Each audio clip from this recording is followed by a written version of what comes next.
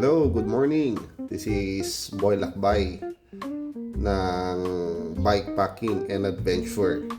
Ah, binabati ko muna yung mga nagmamayong 360 ngayon under ng JCI.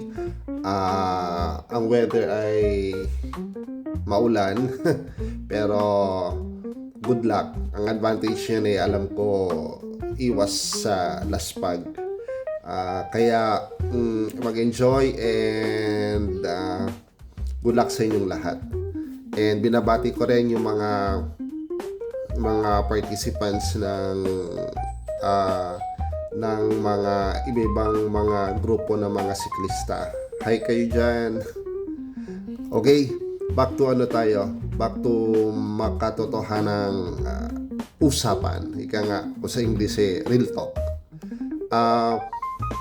May mga naririnig kasi ako na mga usap-usapan na pahayag na pagdating sa mga iba't ibang klase ng bisikleta, mapa full sus man yan, hardtail man yan, pang bikepacking, pang enduro, pang trail, road bike, maitatalakay ako ng na specific.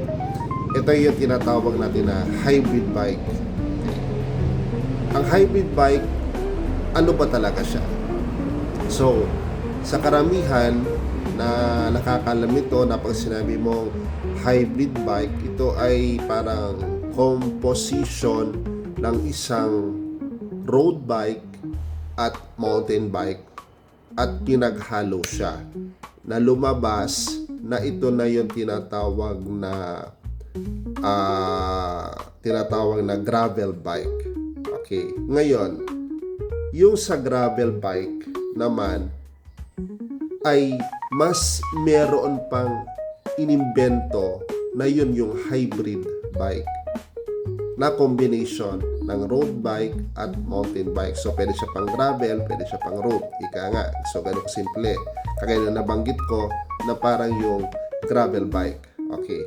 Now, marami nagsasabi kasi na baduy daw, okay, so hindi fit, yung mga ganon. Alam nyo, usually kasi sa mga nag-hybrid bike, hindi naman ibig sabihin pa nag-hybrid bike ka, wala kang, maybe sabihin natin na nasasabi na wala kang budget, kaya yun ginawa mong hybrid instead na mag-gravel ka. For me, I don't think so. Kasi hindi naman sa ako kaya ko bumili ulit ng isang gravel bike. But why, 'di ba? So, kumbaga, sometimes we have also to use our initiative or wisdom na maghanap ka ng medyo mas less ang expenses kesa sa bibili ka naman ng ganito na mas napapamahal ka, then later on mafe-feel mo ay hindi pala mas okay to ang ganyan. So kumbaga, di ko naman sinasabing lahat ganito, pero sa opinion ko, may mga na-experience din kasi ako na mga bagay-bagay na madali ako nagpapalit ng pyesa, gano'n, tapos later on nagsisisi ako. Kaya may kasabihan na ang pagsisisi ay nasa huli, no? So, ngayon, sa topic na ito, hindi ibig sabihin na kapag na ganun ang ginawa mo, nag-hybrid ka, is wala na sa composition yung bike mo. Kumbaga, sinasabing baduy ka na. No? Hindi ganun yun. Actually nga, mas maganda yung ganun na ginagawa mo kasi mas unti-unting nalalaman mo ang sarili mo na sumasakto talaga doon sa mga dati mong mga mountain bikes. Okay? Gaya ako, may full sus ako, may hardtail ako, pero may pang free ride ako, pero bakit hindi na ako bumili ng bike pa na pang gravel bike? Kasi meron na akong mga bisikleta. So, pwede akong kumuha ng isa at mag-compose ako ng sarili kong gusto, no? Gusto, sumasakto sa sukat ko at pagiging komportable. Okay. So, mahirap yung gagawa ka ng isang bagay yung may sinasabing tiis ganda, no? Hindi rin tama yun. So, pag tiis ganda, parang pinilit mo na lang talaga yung sarili mo para masabing maganda, then later on, hindi ka naman talaga komportable. So, nasaan yung nagiging masaya ka sa mga rhymes mo. Now, yung paggagawa niyan, yung na kino-convert mo into from trail to road bike, which is ito nga yung ating mountain bike na tinatawag natin na hybrid, is maganda naman base sa exacting experience siya. Sipin mo, naka-suspension fork ako, ginawa kong rigid fork, diba? Tapos yung mga components like yung mga wheelset ko, especially yung rim from white, so ginawa ko ulit sa dati, pinanitisan ko. So yun yung mga bagay-bagay na ginawa ko. Actually nga, susunod ko ang target is yung aking stem. Papalitan ko siya kasi nga, totoo nga naman talaga na pag rigid yung fork mo, talagang mafe-feel mo yung pag-rigid din. Okay? Kahit sabihin mong kalmahin mo lang yung arms mo pag nasa lubak pa, parang ilus mo lang, but still, mafe-feel mo ang tagtag. So, ano yung nakita ko na basihan sa mga vloggers? By the way, shout out nga pala kay Forever Bike Noob. So, isa yun sa mga tinatangkilik ko na nakafollow ko parati. Tapos, kay Papa Jack, yan, isa pa yan. So, doon, nakikita mo kung paano nila ini-explain yung mga parts, mga ganyan. So, sa kaka-research na ano ko itong stem na to na Meroka na meron siyang dalawang klase. Meron siyang spring, meron siyang air suspension, pero stem lang. So, hindi ko pa siya natatry, pero base naman sa review, maganda naman ang kanyang effect. So, siguro hindi siya kasing kasing tibay ng naka-air suspension ka na fork, let's say mga 100 to 100 millimeter travel or maybe 50, but still it will be a great help kasi kagaya ko, mostly ngayon is road yung nadadaanan ko, no? Mapa-urban man yan or nasa backdoor tayo ng kalsada, hindi mo maiwasan yan, may mga biglang lubak, biglang may tipak na road. So, yun yung mga bagay-bagay na gusto kong ma-experience din kasi base din sa na-experience ng iba. So, itatry ko yan soon, yung Meroka na air suspension. So, yun ang gusto kong ma-try. So, nasa Lazada or Shopee yung ganun na product or ganun na item. So, itatry ko yun. Yung isa sa nabili ko kasi na yung seat post is Meroka din. Meron din siyang sabi natin parang shock absorber. So, it is a coil spring, pero nung nilagay ko, well, na-feel ko yung na meron din talagang suspension. Kasi nakita mo nagba-bounce ka ng konti pag nadadaan ka sa mga lubak-lubak. So, yun. Doon, ibabalik ko doon sa topic na yon na hindi baduy.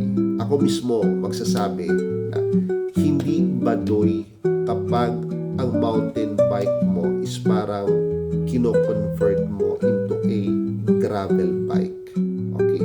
Kaya nga may term, hindi naman gravel bike ang tawag, which is yung tinatawag na hybrid bike.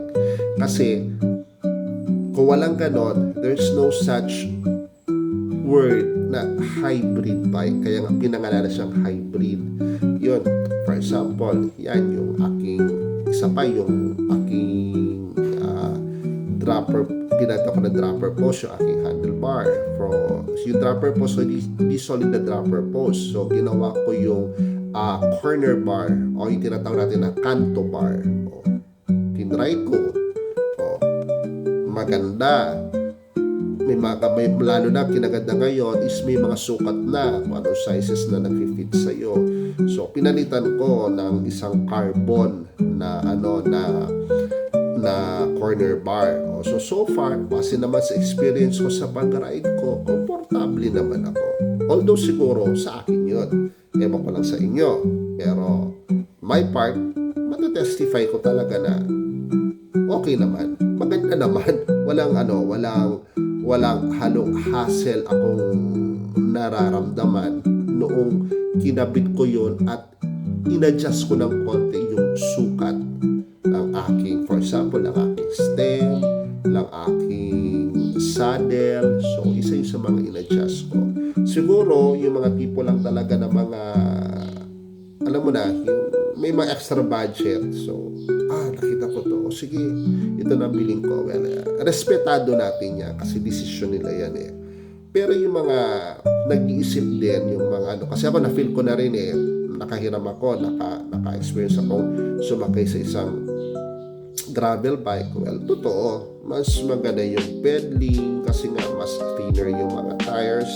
So ako naka 29er ako, which is ang size ng tire ko is 2.1 na Maxxis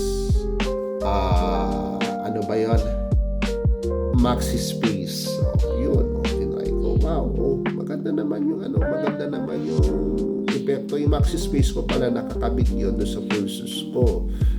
Pero yung pulses ko kasi hindi yung parang top of the aggressiveness, yung pagiging wasakan talaga pa nagda-downhill ka. No, it is a Dartmoor Bluebird pang all mountain. So hindi lang yung sinasabi mong ito mga maganda to pang ahon, ito maganda ito sa bundok na puro mga palusong. So hindi, kumbaga nasa gitna siya, pwede siyang ahon, pwede siyang palusong. So yun, una ko in-experiment, una kong ginawa is yung tire setting ko sa wheel set ko. So far naman, maganda naman yung epekto, maganda yung pedaling. By the way pala, dun sa ko yun lang, naka pa ako, SRAM GX 32T. So I think kailangan kong taasan maybe 34 or 36. Okay, so yun. Kaya yung masabi ko, wala, hindi ka sabi mo hindi sa sukat or marami naglalabasan gano'n, kasi nga gano'n ang mga bikes talaga, na mga discipline na mga bikes, mapa XC, enduro trail, nag-a-upgrade ang mga yan eh, kasi nga bawat panahon na pag-aaralan yan ng mga siklista at ginagamit din yan or nakikita rin yung mga information ng mga manufacturer, kaya nga nakakabuild sila. Kaya nga tingnan mo, di ba, i-compare mo ang mga bikes ng mga early 2000 at ngayon 2025, di ba, laki ng pagbabago. It is because nga nag-upgrade tayo. Kumbaga, unti-unti na tayo pumupunta sa pagiging perfection. Pero yung pagiging perfection na yun, continuous pa yan, wala yung katapusan. Kaya maganda sa panahon ngayon na mas nararanasan na nila yung mas medyo komportable ka na kumpara talaga sa mga dati. Sipin mo, noon ang mga bikes noon, especially mga full sus noon nasa 40 kilos, pero nga 50. So, bibigat, diba? Ngayon siguro, nagre-range na lang yun ng mga less than 20, 15 or something. Mabigat na yung 20. So, mga 15 pababa. For example, ako, yung Dartmoor, dati nung inano ko yun, nung nakaano pa ako, nung nag-enduro pa ako noon, nagda-downhill, at tumitimbang ako around mga 15 kilos. So, ganun lang yun. Ganun nakasimple kung ano yung timbang. So, yun lang guys. Hopefully, may natutunan kayo doon sa na-share ko rin base sa experience. Huwag kayong mapapandala sa mga na baduy daw, ganun yung sukat, no? Mahalin mo ang bike mo kung ano meron ka.